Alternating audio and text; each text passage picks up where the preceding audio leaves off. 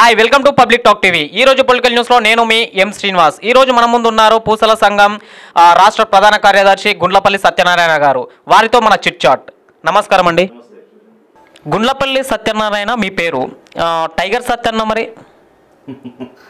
వాస్తవానికి మా కుల సోదరులు కానీ మా కుల యువత కానీ నేను చేస్తున్నటువంటి సేవలకు కానీ మరి నేను వారికి అందుబాటులో ఉంటున్న దాన్ని దృష్టిలో పెట్టుకొని వారు ముద్దుగా ప్రేమగా పిలుచుకుంటున్న పేరే తప్ప నా ఇంటి పేరు గుండ్లపల్లి.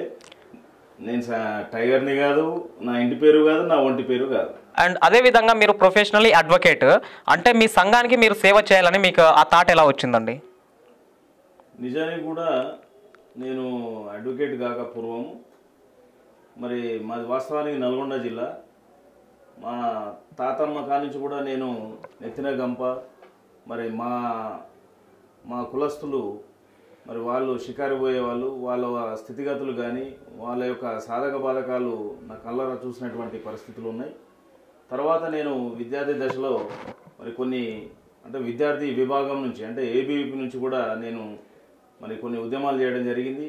ఫీజు రియంబర్స్మెంట్ అయితేనేమి, మరి అదేవిధంగా మరి విద్యార్థులకు స్కాలర్షిప్లు అయితే ఏమి, అలాంటి పరిస్థితులలో కూడా కొంచెం ముందుకు పోవడం జరిగింది. దాని తర్వాత మరి మా కుల పెద్దలు పూర్వీకులు కులం కోసం పాటుపడుతున్న విధానాన్ని చూసి, కులం కోసం వారు చేస్తున్న త్యాగాలను చూసి నేను కూడా ఈ కులంలో పుట్టినందుకు నాతో చేతనైనంత ఏదో కొంత చేయాలనే ఒక ఆలోచనతోటి మరి కులసేవ చేయాలనే దృక్పథంతో ముందుకు రావడం జరిగింది. అదేవిధంగా అంటే పూసల కులం మీది. ఇప్పుడు తెలంగాణ అండ్ ఆంధ్రప్రదేశ్లలో పూసల కులం అనే పిలుస్తూ ఉంటారా? వాస్తవానికి గత 100 సంవత్సరాల కిందటి నుంచి కూడా కొంతమంది ఆంధ్రాలో, కొంతమంది రాయలసీమలో, మరి కొంతమంది తెలంగాణలో మా కులస్తులు ఉండిపోవడం జరిగింది.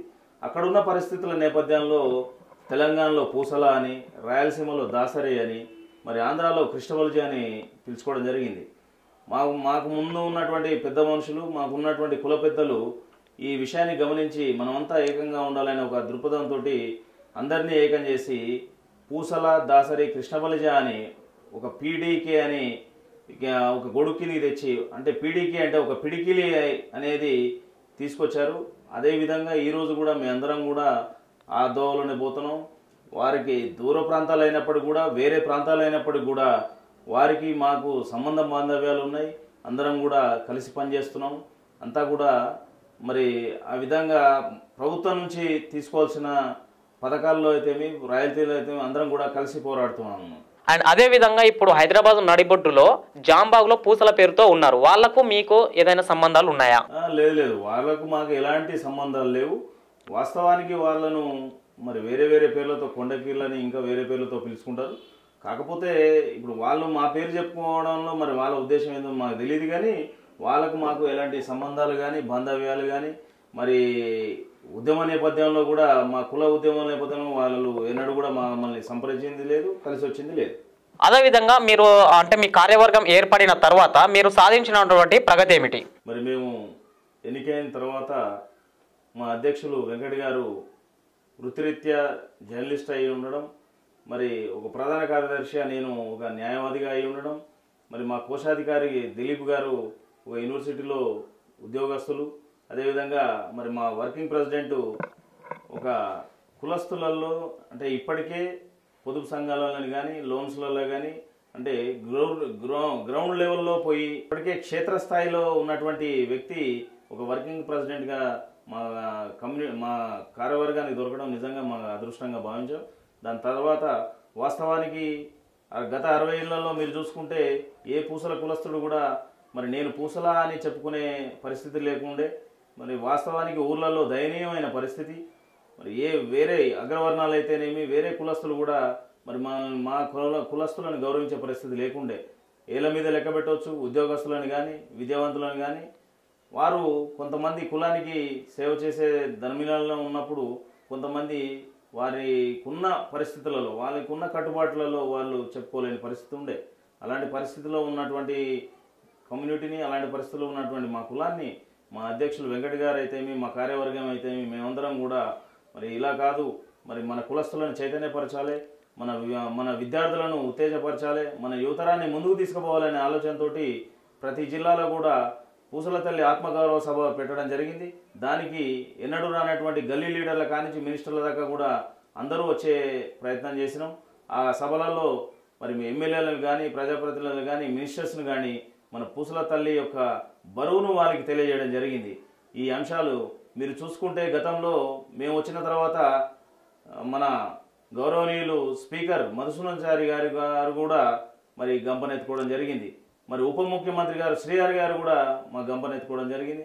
వాళ్ళే కాకుండా ఇతరత్ర మినిస్టర్లు కూడా మా యొక్క తల్లి బరువును మోయడం జరిగింది. ఇవన్నీ కూడా ఎందుకు చేస్తున్నామంటే మా యొక్క ఆత్మగౌరవానికి. మేము ఊళ్ళల్లో ఈరోజు నిజంగా కూడా నేను సగర్వంగా చెప్పుకుంటున్నాను. 60 ఏళ్ల నుంచి కూడా చెప్పుకొని వాళ్ళు కూడా ఈరోజు నేను పూసల అని సగర్వంగా చెప్పుకున్నటువంటి పరిస్థితి ఉన్నది. నిజంగా కూడా చాలా సంతోషంగా ఉన్నది. ఇదే కాదు, ఇంకా కూడా ఏంటంటే ఈరోజు మీరు చూసుకుంటే కరీంనగర్లో జరిగినటువంటి ఒక పెద్ద బహిరంగ సభలో మరి గౌరవనీయులు కేసీఆర్ గారి నోటెంబటి కూడా మరి పూసల వారులకు మేము సాయం అందిస్తున్నామని చెప్పడం జరిగినది. నిజంగా కూడా ఇది ఒక విజయంగానే నేను భావిస్తా ఉన్నాను. అదే కాకుండా మరి సంచార జాతులలో కూడా మా కమ్యూనిటీ అంటే మా కులస్తులది ప్రముఖ పాత్ర. ఈరోజు మరి సంచార జాతులలో ఉన్నటువంటి 56 కులాలను కలుపుకొని తెలంగాణ ఉద్యమం అప్పుడు రథసారథ్యం వహించినటువంటి ఘనత పూసల కులానిదే. అదే కాకుండా ఈరోజు మరి మేము సంచార జాతులకు 10 ఎకరాలు మరి 10 కోట్ల రూపాయలు ఇవ్వడం జరిగింది. దాంతోపాటుగా అందులో మేము భాగస్వామ్యం అయినప్పటికీ కూడా మాకంటూ ఒక ప్రత్యేకత కావాలి, మాకంటూ ఒక ప్రత్యేకమైన భవనం కావాలి, మా పిల్లలకు మరి హైదరాబాద్ వస్తే నడిబొడ్డులో ఉండడానికి ఒక స్థలం కావాలనే ఆలోచనతోటి మరి మా అధ్యక్షులు వెంకట్ గారు అయితేమి, మా కార్యవర్గం అయితేమి ఒక భగీరథ ప్రయత్నంలాగా ఒక తపస్సులాగా వెంటపడి మరి వారికి ఉన్న పరిచయాలతోటి మరి ఈరోజు 1 ఎకరము 1 కోటి రూపాయలు సాధించడం జరిగింది. దానికి సంబంధిత జీవోలు కూడా వచ్చినాయి. కాకపోతే అతి త్వరలోనే మేము భవనాన్ని కూడా నిర్మించడం జరుగుతుంది. అండ్ అదేవిధంగా మీరు ఇప్పుడు ఆత్మగౌరవ సభలు పెట్టినామని మీరు అంటున్నారు. అయితే మీ పూసల కులం గురించి కొన్ని సినిమాలలో కావచ్చు, కొన్ని టీవీ షోలలో కావచ్చు, కొన్ని వక్రీకరించి కొన్ని సంఘటనలు తీసినారు. దీని మీద మీ అభిప్రాయం ఏంటి? అంటే ఇప్పుడు సినిమాలలో గతంలో కూడా ఇప్పుడు మోహన్ బాబు గారి నిర్మాతగా ఉన్నటువంటి గుండెల గోదావరి సినిమాలో కూడా మా కులస్తులను కించపరిచే విధంగా కొన్ని సంఘటనలు వచ్చినాయి. దాని మీద అప్పట్లో మా పెద్దలు కూడా తీవ్రమైన నిరసన తెలియజేయడం, దాని మీద మరి దాసన్ నారాయణరావు గారు వెంటనే వారిని పిలిపించి మందలించి ఆ షూట్స్ ఏవైతే ఉన్నాయో, ఆ సన్నివేశాలు ఏవైతే ఉన్నాయో వాటిని తీసివేయడం జరిగింది. ఈ మధ్య రీసెంట్లీ కూడా మరి జీ న్యూస్ వారి దాంట్లో కూడా ఒక సీరియల్లో కొంచెం వక్రీకరించి వచ్చింది మాట మాత్రం నిజమే. దాని మీద వెంటనే మా రాష్ట్ర కార్యవర్గం మరి మా అధ్యక్షులు వెంకట్ గారు, మేము మా కార్యవర్గం వెంటనే దానికి స్పందించి ఆ యాజమాన్యంతో మాట్లాడి ఆ సీరియల్ యొక్క డైరెక్టర్ నిర్మాత ఎవరైతే ఉన్నారో వారిని కూడా మేము అల్టిమేటం ఇవ్వడం జరిగింది. వారు వాస్తవానికి మాకు తెలియదు కాబట్టి మా వలన మరి మీకేమైనా మనసు నొప్పించినట్టయితే మరి తప్పకుండా మేము క్షమాపణ కోరుతామని చెప్పి బహిరంగ క్షమాపణ కూడా కోరడం జరిగింది. ఇదే కాదు, ఇక ముందు కూడా నేను మీ మాధ్యమం నుంచి మీ పబ్లిక్ టీవీ, మీ పబ్లిక్ టాక్ ఛానల్ ద్వారా యావత్ సినీ రంగానికి కానీ మరి సీరియల్స్ తీసేటువంటి దర్శకులకు కానీ నిర్మాతలకు కానీ చేతులు జోడించి కోరుకునేది ఒకటే. ఈరోజు ఇప్పుడిప్పుడే మా కులస్తులు కానీ మా పూసల కులం కానీ ముందుకు అడుగులు వేస్తూ ఉన్నది. మరి దయచేసి మా కులాన్ని కించపరిచే విధంగా, మా కులస్తులను అవమానపరిచే విధంగా మీరు ఎలాంటి సన్నివేశాలు కూడా మీ సీరియల్స్లో కానీ మీ చిత్రాల్లో కానీ పెట్టకండి. ఇది నేను మరొకసారి సవినయంగా మీ అందరిని కోరుకుంటున్నా. ఒకవేళ మరి మీరు అలాగే కొనసాగిస్తే మాత్రం మా పూసల కులం కానీ మా యువకులు కానీ మా సమాజం కానీ ఊరుకోదని మరోసారి హెచ్చరిస్తున్నా. న్యాయపరంగా మరి పోరాటం చేయాల్సి ఉంటుంది, ఉద్యమం చేయాల్సిన పరిస్థితి మాకు తేకండి అని చెప్పి సవినయంగా కోరుకుంటున్నా. టైగర్ సత్యన్న, మీరు స్వతహాగా ఒక అడ్వకేట్, అంటే ఈ కాలంలో కూడా కులాలు అనే అంతర్గత కుమ్ములాటలు అవసరం అంటారా, లేకపోతే కుల నిర్మూలనే మీరు ప్రోత్సహిస్తారా? వాస్తవానికి మీరు అన్నట్టు కుల నిర్మూలన జరగాలి. కాకపోతే దానికన్నా ముందు మీరు ఒకసారి గమనిస్తే మన 60 ఏళ్ల చరిత్రలో రాజ్యాధికారాన్ని కనీసం మరి ఎవరి చేతిలో ఉన్నదనేది ఆలోచన చేయాల్సిన పరిస్థితి ఉన్నది. ఈరోజు మీరు చూసుకుంటే ఇప్పటికి కూడా స్వతంత్రం వచ్చిన 75 ఏళ్ళు 76 ఏళ్ళ మన భారతావనిలో ఈరోజు కూడా మరి ఆ అగ్రవర్ణాలే ఎక్కువ రాజ్యాధికారం చేసినటువంటి దాఖలాలు ఉన్నాయి. అదేవిధంగా చిన్న చిన్న కులాలు అంటే సంచార జాతులు అయితేమి, బడుగు బలహీన వర్గాలు అయితేమి, బహుజనులు అయితేమి, వాళ్ళు కనీసం ఒక సర్పంచి, ఒక ఎంపీటీసీ, ఒక జెడ్పీటీసీ అయిన దాఖలాలు లేవు. మరి పోనీ ఇప్పుడు మీరు అంత గమనిస్తే, మీరు ఒకసారి గమనిస్తే ప్రధానమైన పార్టీలు ఏవైతే ఉన్నాయో అవన్నీ కూడా అగ్రవర్ణాల చేతుల్లోనే ఉన్నాయి. వారు ఎప్పుడు కూడా పిలిచి బాబు మీరు నిలబడండి అన్న దాఖలాలు లేవు. ఈరోజు మరి బహుజనులకు ఈరోజు కూడా అంటే ఇంత మార్పు వస్తున్నా, ఇంత చైతన్యం వస్తున్నా ఈరోజు కూడా మరి మేము పోటీ చేస్తామంటే కూడా అవకాశం అయిన పరిస్థితి ఉన్నది. కాబట్టి మొదలు అంటే కుల నిర్మూలన జరగాలంటే మొదలు రాజ్యాధికారం ఏదైతే ఉన్నదో అది బహుజనుల చేతిలోకి రావాలి, సంచార జాతుల చేతిలోకి రావాలి. అదేవిధంగా మీరు చూస్తే ఈరోజు మీరు అన్నట్టుగా కుల నిర్మూలన అనేది, కుల వ్యవస్థ నిర్మూలన అనేది ఏదైతే ఉన్నదో అది ఎప్పుడు జరగాలంటే రాజ్యాధికారం అందరికీ కూడా సమపాలలో వారి వారి వాటాలుగా వారికి వచ్చినప్పుడు, వారు అనుభవించినప్పుడు జరగాల్సిన అవసరం ఉన్నది. ఈ రోజుకు కేవలం ఒక 10 నుంచి 13% ఉన్నటువంటి జనాభా చేతుల్లోనే రాజ్యాధికారం ఉన్నది. మిగతా 85% జనాభాకు పూర్తిగా రాజ్యాధికారం రాలేదు. వారికి రాజ్యాధికారం వచ్చినప్పుడు మాత్రమే ఈ కుల నిర్మూలన అనేది జరిగితే బాగుంటుంది అనేది నా ఉద్దేశం. అదేవిధంగా ప్రేమలో విఫలమైనటువంటి యువత ఆత్మహత్యలు, అదేవిధంగా మళ్ళీ అంటే పరువు హత్యల మీద వాటి వెనుక పరిగెడుతున్నటువంటి యువత తల్లిదండ్రుల మీద మీ అభిప్రాయం? ఇప్పుడు నేను ఒక కుల సంఘ నాయకునిగానే కాకుండా ఒక న్యాయవాదిగా, ఒక సామాజిక స్పృహ ఉన్నటువంటి వ్యక్తిగా నేటి యువతకు మరి తల్లిదండ్రులకు కూడా విషయం చెప్పదలుచుకున్నాను. మీరు మంచి ప్రశ్న వేశారు. ముఖ్యంగా ఈరోజు ప్రేమ వివాహాలు అనేది కొత్త ఏం కాదు. కాకపోతే ఏంటంటే యువత ఆలోచించాల్సిన విషయం ఏంటంటే మీ మీద ఎన్నో ఆశలు పెట్టుకొని మీ తల్లిదండ్రులు మీరు పుట్టిన కానుంచి 18 ఏళ్ళ నుంచి 20 ఏళ్ళ దాకా మీ మీద ఆశలు పెట్టుకొని మీ మీద మా పిల్లలు ఏదో చేస్తారని, ఎంతో ముందుకు పోతారని ఎన్నో ఆశలు పెట్టుకొని మీ మీద జీవితం పెట్టుకొని మీ మీద ప్రాణాలు పెట్టుకొని బతుకుతున్నటువంటి మీ తల్లిదండ్రులను కూడా ఒకసారి ఆలోచించాల్సిన పరిస్థితి ఉంటుంది. అదేవిధంగా ప్రేమ వివాహాలు చేసుకోవచ్చు. వాటికన్నా ముందు మీ కెరియర్ ఇంపార్టెంట్. మీ కెరియరు మరి మీరు ఎంచుకునే మీ భాగస్వామి ఎవరైతే ఉన్నారో వారు ఎంతవరకు మీకు సూటబుల్ అనేది కూడా మీరు ఆలోచన చేసుకోవాలి. ఇద్దరు కూడా మంచిగా ఉండి ఇద్దరు కూడా కరెక్ట్ పర్సన్స్ అయినప్పుడు నాకు తెలిసి ఏ తల్లిదండ్రులు కూడా కాదననేది నా అభిప్రాయం. అదేవిధంగా కొన్నిసార్లు ఫెయిల్యూర్ కావచ్చు. అలాంటి పరిస్థితులలో క్షణికావేశానికి పోయి క్షణికంగా మరి దాన్ని ఏదో చేయాలని ఈ మధ్యన మనం గమనిస్తూ ఉన్నాం. యాసిడ్ దాడులు అయితే ఏమి, మరి పరువు హత్యలు, అంటే నా కొడుకును చంపినోని నేను చంపాలనేది మనం ఎన్నో సంఘటనలు కూడా మనం టీవీలో చూసాం. అలాంటివి జరుగుతూ ఉన్నాయి.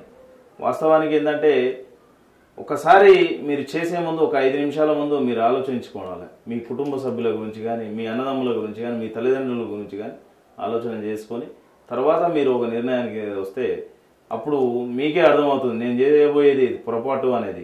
జీవితం చాలా పెద్దది. ప్రేమ అనేది ఒక భాగమే కానీ అదే మొత్తం జీవితం మొత్తం కాదు. రెండవ విషయం ఏంటంటే తల్లిదండ్రులు కూడా ఇక్కడ గమనించాల్సిన విషయం ఏంటంటే పిల్లలు పెరుగుతూ ఉన్నప్పుడు కానీ, పిల్లలు విద్యాభ్యాసం చేస్తూ ఉన్నప్పుడు కానీ, పిల్లలు కాలేజీలోకి పోతూ ఉన్నప్పుడు కానీ మరి వాళ్ళ నడవడిక ఎలా ఉంది, వాళ్ళు ఏం చేస్తున్నారు అనేది కొంచెం ఆలోచన చేయాల్సిన పరిస్థితి ఉంది, అబ్జర్వ్ చేయాల్సిన పరిస్థితి ఉంది. నిజంగా కూడా వాళ్ళు ఎంచుకునే భాగస్వాములు ఒక కెరియర్లో ఉండి, ఒక మంచి హోదాలో ఉండి, వాళ్లకు సూటబుల్గా ఉండి మీ పిల్లల్ని మంచిగా చూసుకుంటారు అనే ఒక అభిప్రాయం ఉన్నప్పుడు తప్పకుండా వాళ్ళను ఆశీర్వదించాల్సిన బాధ్యత కన్నతల్లిదండ్రులకు ఉంటుంది. ఈరోజు నేను పేరెంట్స్ని సూటిగా ఒక విషయం అడగదలుచుకున్నాను. వాస్తవానికి పిల్లలు ఏది అడిగితే అది మనం ఇస్తూ ఉన్నాం, ఏది కోరితే అది చేస్తూ ఉన్నాం. మరి భాగస్వాములు కరెక్ట్ పర్సన్ అయినప్పుడు మనం అభ్యంతరం ఎందుకు చెప్పాలి? కాకపోతే ఆలోచన చేయండి, ఎంక్వైరీ చేయండి. నిజంగా కూడా వాళ్ళు తప్పుడు వ్యక్తులు అయినప్పుడు ఖచ్చితంగా దాన్ని మనం వ్యతిరేకిద్దాం. కానప్పుడు వాళ్ళ లైఫ్ పార్ట్నర్ ఎన్నుకునే హక్కు వారికి ఉంటుంది కాబట్టి వారిని సమర్థిద్దాం. కాకపోతే ఈరోజు మనం గమనిస్తూ ఉంటే ఒక మిశ్రమంగా, ఒక అనాలోచితంగా సినిమాలను చూసి ప్రభావితమై, సీరియల్స్ను చూసి ప్రభావితమై ఆ ధోరణిగా యువత తప్పుడు అడుగు వేస్తూ ఉన్నది. దాన్ని కొంచెం యువత కూడా అటు దిశగా కాకుండా మీ తల్లిదండ్రులు పెంచి పోషించి మరి మీ మీద ప్రాణాలు పెట్టుకున్నటువంటి వాళ్ళని కూడా మీరు దృష్టిలో పెట్టుకొని మీరు అడుగులేస్తే మంచిదని. అంతేకాకుండా ఇప్పుడు మరి సోషల్ మీడియా అయితేమి, మరి ఈ సినీ మాధ్యమాలలో కూడా యువత ప్రాధాన్యత ఇస్తున్నటువంటి పరిస్థితులు ఉన్న నేపథ్యంలో మరి నిర్మాతలు కానీ దర్శకులు కానీ ఈ క్షణికావేశాలకు పోతూ యువత ఏదైతే ఆలోచన పరంగా పోతున్నారో అలాంటి తప్పు అనే విధంగా మరి తల్లిదండ్రుల విషయంలో కూడా కొంచెం ఆలోచన చేసి వాళ్ళకి ఒక సదుద్దేశంగా ఒక మెసేజ్, ఒక అందరికీ ఉపయోగపడేటువంటి సినిమాలు కానీ సీరియల్స్ కానీ తీస్తే బాగుంటుందని నా యొక్క మనవి. ఇప్పుడు రాష్ట్రంలో జరుగుతున్నటువంటి ఎన్నికల మీద మీ అభిప్రాయం? వాస్తవానికి చెప్పాలంటే ఇప్పుడు ఉన్నటువంటి పరిస్థితులలో ప్రధానమైన పార్టీలు ఏవైతే ఉన్నాయో అవన్నీ కూడా ఓటు సీటు మీదనే, డబ్బు మీదనే ఆధారపడి ఉన్నాయి. నిజానికి కూడా ఎన్నికలకు ముందు అవే ప్రధాన పార్టీలు మరి బడుగు బలైన వర్గాలకు కానీ మరి బహుజనులకు కానీ సంచార జాతులకు కానీ మేము తప్పకుండా ప్రాధాన్యత ఇస్తామని చెప్పడం జరిగింది. అదే ధర్మయాల్లో ముఖ్యంగా మనం గమనిస్తే నేటి మహాకూటమి ఏదైతే ఉన్నదో వారు బీసీలకు అత్యధిక ప్రాధాన్యత ఇస్తూ ఉన్నారు.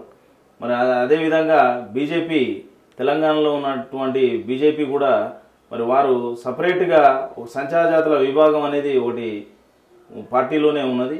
అయినప్పటికీ కూడా ఎవరు కూడా మరి కనీసం సంచార జాతులను కానీ మరి బడుగు బలైన వర్గాలను కానీ పిలిచి ప్రధానమైన పార్టీలు, మనం చెప్పుకున్నటువంటి ప్రధానమైన పార్టీలు ఇప్పటికైనా మరి మంచి మనసుతోటి స్పందించి మరి మీరు గతంలో అన్నటువంటి మాటలకు, గతంలో మీరు చేసినటువంటి వాగ్దానాలను నిజరూపం దాల్చే విధంగా మరి సంచార జాతులకు మరి బహుజనులకు ప్రాధాన్యత ఇవ్వాలని మన పబ్లిక్ టీవీ నుంచి నేను మిమ్మల్ని కోరడం జరిగింది.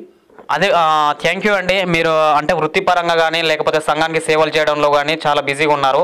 మేము ఇంటర్వ్యూ అడగంగానే వచ్చినందుకు థ్యాంక్ యూ అండి. పూసల కులస్తుల యొక్క సాధక బాధకాలు, అదేవిధంగా సంచార జాతుల యొక్క ఆవేదనను మరి ఈరోజు సామాన్య ప్రజలకు కానీ మరి మేధావులకు కానీ రాజకీయ నాయకులకు కానీ పార్టీలకు కానీ తెలియజేసే అవకాశం ఇచ్చినటువంటి పబ్లిక్ టాక్ టీవీకి కృతజ్ఞతలు.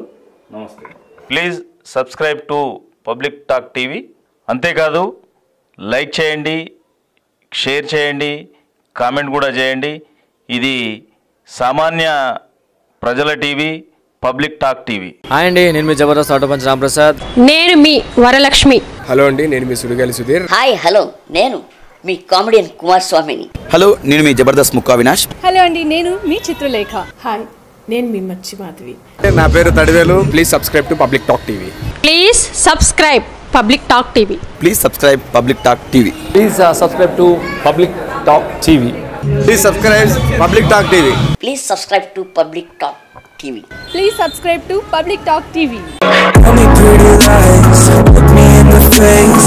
Tell me that you love me, even if it's fake, 'cause I don't fucking care.